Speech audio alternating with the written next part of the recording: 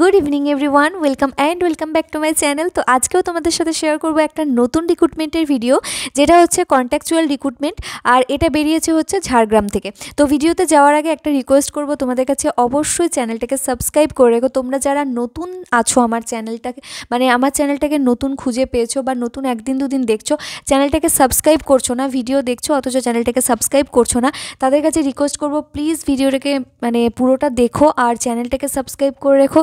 তার সাথে notification বেলটাতে all select করে রেখো, ঠিক আছে? না হলে হচ্ছে কি, তোমাদের যে জব রিলেটেড যে নোটিফিকেশানগুলো, সেটা যদি তোমরা টাইমে না পাও তো পরে পেয়ে সেটা তো কোনো লাভ হবে না। কারণ হচ্ছে ডেট যদি পেরিয়ে যায়, লাস্ট ডেটের পরে যদি তোমরা দেখো ভিডিওটা, সেই মুহূর্তে তোমাদের কোনো কাজে লাগবে না। তো সেই জন্য বলছি যে চ্যানেলটাকে সাবস্ক্রাইব করে রাখো আর নোটিফিকেশান বেলটাকে অল সিলেক্ট করে রাখো। আর বন্ধুদের সাথে তো একটা করে শেয়ার অবশ্যই করতে হবে, ঠিক আছে? তো দেখো কি আছে ভিডিওটাতে সেটা বলে দিই। এখানে লেফট সাইডে মেমো নাম্বারটা নোটিস করে নাও, আর হচ্ছে যে এখানে ডেটটা কবে আছে সেটা দেখে নাও। মেমো নাম্বারটা আমি কেন বারবার তোমাদেরকে বলি, কারণ হচ্ছে যখন এগুলোর ফার্দার কোনো হচ্ছে প্রসেস বেরোয়, মানে হচ্ছে যেমন তোমার ডকুমেন্ট ভেরিফিকেশনের জন্য ডাকলো, কম্পিউটার টেস্টের জন্য ডাকলো, শর্টলিস্টেড ক্যান্ডিডেটের নাম বের করলো, তখন তোমাদের এই মেমো নাম্বারটা কাজে লাগবে। কারণ ঝাড়গ্রামের কিন্তু অনেকগুলো ভ্যাকেন্সি বেরোচ্ছে, বা প্রত্যেকটা ডিস্ট্রিক্টে অনেকগুলো করে ভ্যাকেন্সি বেরোয়। তো সেই জন্য তোমরা বুঝতে পারবে না যে কোন মেমো নাম্বারের এগেনস্টে তোমরা অ্যাপ্লাই করেছিলে। তো সেই জন্য আমি বারবার বলি মেমো নাম্বারটা দেখো। তো এটা যদি তোমাদের মাথায় থাকে, পিডিএফটা যদি তোমাদের থাকে, বা এই স্ক্রিনশট যদি তোমরা একটা নিয়ে রাখো, তাহলে তোমাদের পরে সুবিধা হবে, ঠিক আছে? অনেকটা বক করা হয়ে গেল, এবার আসল যে পয়েন্ট আছে সেখানে যাওয়া যাক। তো দেখো কি কি পোস্টের জন্য নিয়োগ হচ্ছে। প্রথমে হচ্ছে কমিউনিটি হেলথ অ্যাসিস্ট্যান্ট, যেটা হচ্ছে একটাই ভ্যাকেন্সি রয়েছে, যেটা ওবিসি এ। এখানে হচ্ছে আপার এজ লিমিট দিয়েছে 40 বছর, আর হচ্ছে মিনিমাম হচ্ছে 21 বছর, 21 থেকে 40 হচ্ছে এজ লিমিট। এনইউএইচএম হচ্ছে প্রোগ্রাম হেড, আর এখানে 13,000 টাকা স্যালারি হচ্ছে পার মান্থে পাচ্ছে। ইনক্রিমেন্ট অ্যাজ পার এনএইচএম গাইডলাইন, অর্থাৎ এনএইচএমের যে গাইডলাইন আছে সেই অনুযায়ী 3 বছরে 3 to 5% মনে হয় ইনক্রিমেন্ট আছে, তো সেই অনুযায়ী স্যালারিটা ইনক্রিজ হবে। এখানে হচ্ছে মোড অফ সিলেকশন কীভাবে হবে না, পার্সেন্টেজ, যেটা এএনএম অথবা জিএনএমের যে এক্সাম হয়েছিল, তো সেখানে যে পার্সেন্টেজ পেয়েছো সেই অনুযায়ী এখানে হচ্ছে তোমার সিলেকশন হবে। আর এখানে নোট দিয়েছে দেখো, only female candidate and permanent resident of Jhargram district can apply for the set post. অর্থাৎ এই কমিউনিটি হেলথ অ্যাসিস্ট্যান্টের জন্য শুধুমাত্র ফিমেল ক্যান্ডিডেটরাই অ্যাপ্লাই করতে পারবে, এবং তাকে অবশ্যই ঝাড়গ্রামের পার্মানেন্ট রেসিডেন্ট হতে হবে, ঝাড়গ্রাম ডিস্ট্রিক্টের স্থায়ী বাসিন্দা হতে হবে। অর্থাৎ এই পোস্টের জন্য কিন্তু আদার্স অন্য ডিস্ট্রিক্ট থেকে অ্যাপ্লাই করতে পারবে না। তো এটা একটা পয়েন্ট যেটা হচ্ছে মাথায় রাখার মতো। আর ঝাড়গ্রামের যারা ক্যান্ডিডেট আছে জিএনএম অথবা এএনএমে, তাদের জন্য কিন্তু এটা খুবই সুখবর, কারণ কম্পিটিশনটা খুব কম হবে। তো সেখানে তোমার কী কী লাগবে ডকুমেন্টস বা তোমার এসেন্সিয়াল ক্রাইটেরিয়া কী কী আছে সেটা বলে দিয়েছি। এএনএম পাস আউট হতে হবে, আর হচ্ছে ঝাড়গ্রামের পার্মানেন্ট রেসিডেন্ট হতে হবে। আর যদি জিএনএম কোর্স করে থাকো তাহলেও সেখানে হবে, কিন্তু অবশ্যই তোমার পার্মানেন্ট রেসিডেন্ট হতে হবে ঝাড়গ্রামের। প্লেস অফ পোস্টিং হচ্ছে UPSC, mode of selection academic score, অর্থাৎ হচ্ছে যে এএনএম জিএনএমের যে পার্সেন্টেজ পেয়েছো সেই অনুযায়ী তোমার সিলেকশন হবে। এরপর হচ্ছে স্পেশালিস্ট মেডিকেল অফিসার, যেটা হচ্ছে গাইনি অ্যান্ড অবস্ট্রাকটিভ, ঠিক আছে? এখানে একটা আছে। আর প্রোগ্রাম হেড হচ্ছে FRU, 70,000 টাকা পার মান্থ স্যালারি হচ্ছে। এনইউএইচএম এর আন্ডারে যেগুলো ছিল সেগুলো 65,000 বা 60,000 করে ছিল, কিন্তু এখানে স্যালারিটাও বেশি, যেটা হচ্ছে 70,000 টাকা পার মান্থ।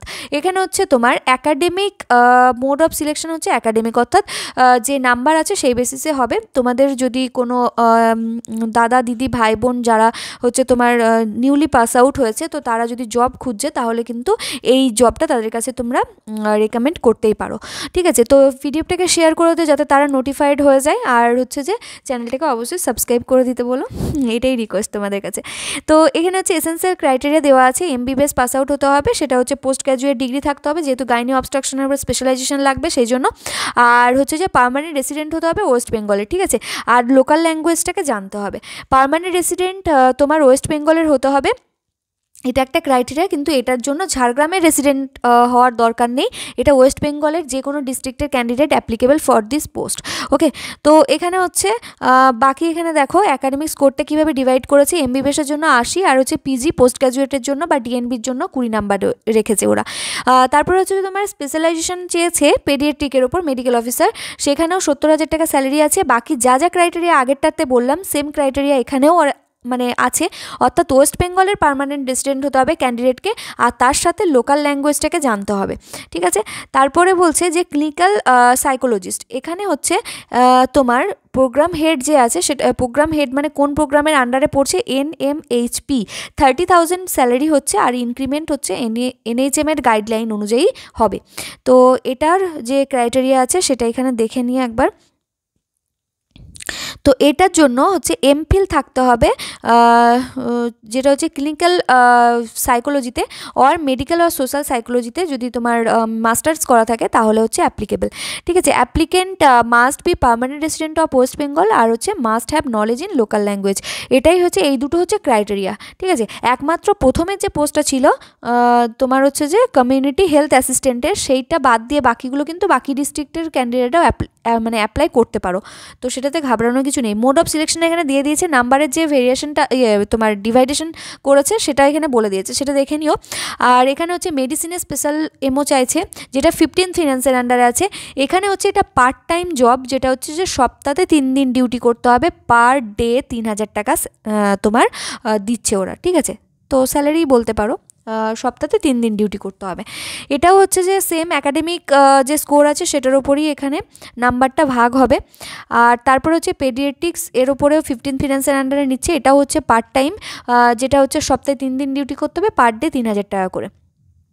তারপরে গাইনি অবস্ট্রাকটিভ যেটা আছে সেখানেও 15 ফিনান্সের আন্ডারে নিয়োগ হচ্ছে, 3,000 টাকা পার ডে, 3 দিন ডিউটি। ঠিক আছে, তো এগুলো হচ্ছে পার্ট টাইম। এরপর হচ্ছে অপথ্যালমোলজিস্ট, এখানেও সেম জিনিস, 3,000 টাকা পার ডে করে দিচ্ছে। তো তারপর হচ্ছে প্রচুর মেডিকেল অফিসার এখানে দেখো নিয়োগ হচ্ছে। আর একটা যেটা আছে মেডিকেল অফিসার, সেটা OBC এর জন্য রিজার্ভেশন আছে, আপার এজ লিমিট 62 দিয়েছে, FRU হচ্ছে প্রোগ্রাম হেড, আর এখানে 60,000 স্যালারি থাকছে, তার সাথে NHM এর যে ইনক্রিমেন্টের যে পলিসি আছে সেম পলিসি এখানেও অ্যাপ্লিকেবল হবে। অ্যাকাডেমিক স্কোরটা এখানে জোর দিয়েছে, সেখানে হচ্ছে মার্কস তোমার প্রপোর্শনাল মার্ক হবে অ্যাজ পার MBBS যে ফাইনাল যে মার্কস আছে সেটা নিয়ে। ডেন্টাল টেকনিশিয়ান, এরপরে দেখো আমাদের টেকনিশিয়ানের যে পার্টটা আছে, মানে প্যারামেডিক্যালদের যেটা আছে সেটা বলে দিচ্ছি। ডেন্টাল টেকনিশিয়ান একটা আছে আনরিজার্ভ ক্যাটাগরির জন্য, 18 থেকে 40 হচ্ছে এজ লিমিট, NOHP হচ্ছে প্রোগ্রাম হেড। তো এগুলো বিভিন্ন আলাদা আলাদা প্রজেক্টের আন্ডারে কিন্তু হচ্ছে। ঠিক আছে, তোমরা নিচে আমাকে কমেন্ট করছো যে দিদি প্রজেক্টটা কত দিনের, তো সেটা সবসময় বলা সম্ভব নয়, কারণ হচ্ছে অনেকগুলো নতুন প্রজেক্ট দেখতে পাচ্ছ, মানে তোমরাও দেখতে পাচ্ছ যে 15 ফিনান্স ছাড়াও বা ICTC ছাড়াও NUHM ছাড়াও আরও অন্য নতুন প্রজেক্ট এখন আন্ডারে নিয়োগ হচ্ছে। তো সেইগুলোর কতদিন তোমার পরপর এক্সটেনশন হয় সেটা এখানে যদি মেনশন না করা থাকে তাহলে বলাটা কিন্তু মুশকিল ব্যাপার। ঠিক আছে, তো আগে যেটা হতো NUHM বা এগুলো NUHM বা NHM এর আন্ডারে যদি থাকে তাহলে আপ টু 60 to 65 ইয়ার্স এটা চলতেই থাকবে। এই ICTCর ক্ষেত্রেও সেম, RNTCPর ক্ষেত্রেও সেম, কিন্তু হচ্ছে এই নতুন প্রজেক্টগুলোতে আমি ঠিক বলতে পারবো না। NOHP এটাতে আমি জানি না যে কত দিনের আছে। তো এটা যাই হোক 22,000 টাকা স্যালারি আছে, ইনক্রিমেন্ট হবে NHM এর গাইডলাইন অনুযায়ী, অর্থাৎ এটাও বোধহয় NUHM হচ্ছে মাদার যে প্রোগ্রাম সেটা হচ্ছে NHM এর আন্ডারেই এটাও পড়ছে। Academic experience, written test, interview, 4টের উপর বেস করে এখানে সিলেকশন হবে। ঠিক আছে, academic experience, written test, interview.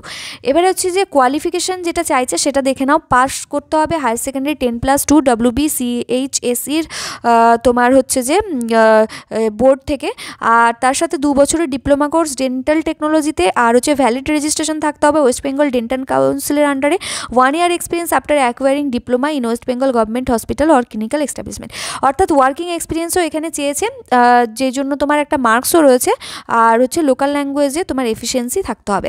এটা হচ্ছে ক্রাইটেরিয়া। আর NARH অথবা MCH এ পোস্টিং হবে। এবার হচ্ছে ফুল মার্কস হচ্ছে যে 100 নাম্বারের আছে, academic score, experience, written test, interview 15, রিটেনে 30, experience 5 number করে দিচ্ছে, আর হচ্ছে অ্যাকাডেমিকের ওপর 50 নাম্বার আছে। তো শুধুমাত্র রিটেন টেস্ট আর ইন্টারভিউটা একটু চাপ, বাকি হচ্ছে তোমার তো ওইগুলো ফিক্সড থাকবে, কারণ অ্যাকাডেমিক স্কোর তোমার যা ছিল সেটা তুমি বাড়াতে পারবে না বা কমাতেও পারবে না, তো সেই নাম্বারগুলো তোমার বাঁধা ধরা থাকবে। শুধু নাম্বার তোলার যে স্কোপটা আছে সেটা দুটো জায়গায় আছে, একটা রিটেনে আর একটা ইন্টারভিউয়ে, অর্থাৎ 45 মার্কস তোমার হাতে থাকছে, তুমি কিভাবে পারফরমেন্স করবে রিটেনে আর ইন্টারভিউয়ে সেটার ওপর। এরপর হচ্ছে মাল্টি রিহ্যাবিলিটেশন ওয়ার্কার, এখানে প্রচুর পরিমাণে দেখছি ফিজিওথেরাপিস্ট রিক্রুটমেন্ট হচ্ছে, যেটা মাল্টি রিহ্যাবিলিটেশন ওয়ার্কার বলে নিচ্ছে। তো এখানে দুটো ভ্যাকেন্সি আছে, এসসি এসটির জন্য একটা একটা করে রয়েছে, 21 থেকে 40 বছর এজ লিমিট রয়েছে। প্রোগ্রাম হেড হচ্ছে NPHCE, আর এখানে remuneration 18,000 per month, increment as per NHM guideline. আর অ্যাকাডেমিক এক্সপিরিয়েন্স আর হচ্ছে ইন্টারভিউ হচ্ছে তোমার মোড অফ সিলেকশন। ঠিক আছে, এখানে এবারে একটু এসেন্সিয়াল ক্রাইটেরিয়াটা দেখে নেব। এসেন্সিয়াল কোয়ালিফিকেশান চাইছে bachelor degree in physiotherapy with at least 2 years working experience in a hospital. আর applicant must be permanent resident West Bengal, আর একটা must have knowledge in local language. তো এইগুলো হচ্ছে ক্রাইটেরিয়া। আর মাস্টার্স যদি থাকে ফিজিওথেরাপিতে তাহলে হচ্ছে সেটা ডিজাইরেবল ক্রাইটেরিয়ার মধ্যে পারবে, অর্থাৎ তুমি প্রেফারেন্স পাবে। NERH আন্ডার ঝাড়গ্রাম ডিস্ট্রিক্ট, এটা হচ্ছে প্লেস অফ পোস্টিং। তো অ্যাকাডেমিক এক্সপিরিয়েন্স অ্যান্ড ইন্টারভিউয়ের ওপর নাম্বারটা এখানে দেওয়া আছে, ফুল মার্কস এখানে 50 দেওয়া আছে, ইন্টারভিউয়ের ওপর 5টা নাম্বার রয়েছে, এক্সপিরিয়েন্সের ওপর 10 নাম্বার রয়েছে। কততে কি পাবে সেটা একটু দেখে নিও, পিডিএফটা টেলিগ্রামে পেয়ে যাবে, ওখানে জয়েন হয়ে যাও, সব পিডিএফ তোমরা ওখানে পেয়ে যাবে। যেদিন ভিডিওটা আপলোড করবো তার থেকে 2-3 দিন পর পিডিএফটা আমি ওখানে দেবো, তো সেখান থেকে দেখে নিও। আর এখানে কিছু নোট দেওয়া আছে যেগুলো হচ্ছে কীভাবে অ্যাপ্লাই করবে। অ্যাপ্লাই হচ্ছে অনলাইন মোড, ঠিক আছে। অনলাইন হচ্ছে www.wbhealth.gov.in, এই ওয়েবসাইটে গিয়ে তোমাদেরকে রিক্রুটমেন্টে যেতে হবে, তো সেখান থেকে তুমি অ্যাপ্লাইটা করতে পারবে। আর এখানে ফিজটা একবার দেখে নাও। আর একটা জিনিস এখানে হচ্ছে খুবই ইম্পর্টেন্ট, যেটা বারবার করে আমি বলে দিই, অনলাইনে যখনই অ্যাপ্লিকেশন করবে একটা করে যে প্রিন্ট কপি, যখন ফাইনাল রেজিস্ট্রেশন হয়ে গেল, অ্যাপ্লিকেশনটা টোটালটা ফিল আপ হয়ে গেল, তখন একটা প্রিন্ট কপি নিয়ে রাখবে, যেটা তোমার ডকুমেন্ট ভেরিফিকেশনের সময় অ্যাজ এ ডকুমেন্টস তোমাকে সাবমিট করতে হবে। তো ওটা যদি তুমি না দেখাতে পারো তোমরা, তাহলে কিন্তু প্রবলেম হতে পারে, ঠিক আছে। তো সেটা একটু মাথায় রেখো, ওইটা যত্ন করে রাখতে হবে। আর কবে ডেট আছে দেখো, স্টার্টিং ডেট হচ্ছে 28শে ডিসেম্বর থেকে স্টার্ট হয়ে গেছে 11টা AM থেকে। Last date of registration and payment হচ্ছে 11 তারিখ, 11ই জানুয়ারি। আর ফাইনাল সাবমিশন হচ্ছে 12ই জানুয়ারি, অর্থাৎ লাস্ট ডেট হচ্ছে 12 জানুয়ারি পর্যন্ত, যেখানে তোমার রেজিস্ট্রেশন আর পেমেন্টটাকে 11 তারিখের মধ্যে কমপ্লিট করে দিতে হবে। আর বাকি এখানে কিছু টার্মস অ্যান্ড কন্ডিশন দেওয়া আছে, সেটা তোমরা একটু দেখে নিও। আর হ্যাঁ, এই যে এটা দিয়েছে, the engagement is made purely on contract basis till 2025-26। তো তারপরে এটা আবার এক্সটেন্ড করতে পারে মেবি। আর যদি ফিনান্সের যদি প্রবলেম থাকে ফিনান্সিয়ালি, তাহলে সেখানে স্টপও করে দিতে পারে। তো যারা জিজ্ঞাসা করছিল যে দিদি কতদিনে, তাদের দেখো এখানে 2025-26 পর্যন্ত তোমার কন্ট্রাক্টটা চলবে, ঠিক আছে। এবারে হচ্ছে যে ফিজটা দেখে নাও। ফিজ হচ্ছে অ্যাপ্লিকেশন ফিজ 100 টাকা জেনারেল ক্যাটাগরির জন্য, 50 টাকা হচ্ছে রিজার্ভ ক্যাটাগরির জন্য। আর পেমেন্টটা কিন্তু নন রিফান্ডেবল, এটা মাথায় রাখবে। No TADA will be available, ঠিক আছে। ইন্টারভিউ বা সিলেকশন প্রসেসের কোনো প্রসেসের মধ্যে তুমি TADA বিল ক্লেম করতে পারবে না। তো এই হচ্ছে প্রসেস। আর হচ্ছে কিভাবে অ্যাপ্লাই করবে, যা যা ভ্যাকেন্সি আছে টোটালটা বলে দিলাম। তো ভিডিওটা কেমন লাগলো নিচে কমেন্ট করে জানিও। তোমরা প্লিজ একটা করে হলেও ভিডিওটা লাইক করে দিও যদি ভিডিওটা একটু হেল্পফুল লেগে থাকে, কারণ হচ্ছে লাইক আর কমেন্ট যত করবে না তত হচ্ছে এনগেজমেন্ট বাড়বে, আর ইউটিউব মানে আমার ভিডিওর রেকমেন্ডেশনও তত পাঠাবে। তো এটাই রিকোয়েস্ট করব তোমাদের কাছে। আশা করছি তোমাদের হেল্প হচ্ছে ভিডিওগুলো, কারণ যখনই আমি নোটিফিকেশন পাচ্ছি যত তাড়াতাড়ি সম্ভব তোমাদের সাথে শেয়ার করার চেষ্টা করছি। তো তোমরাও একটুখানি কোঅপারেট করো প্লিজ। তো যাই হোক, আজকের মতো এখানেই শেষ করছি, দেখা হবে নেক্সট ভিডিওয়।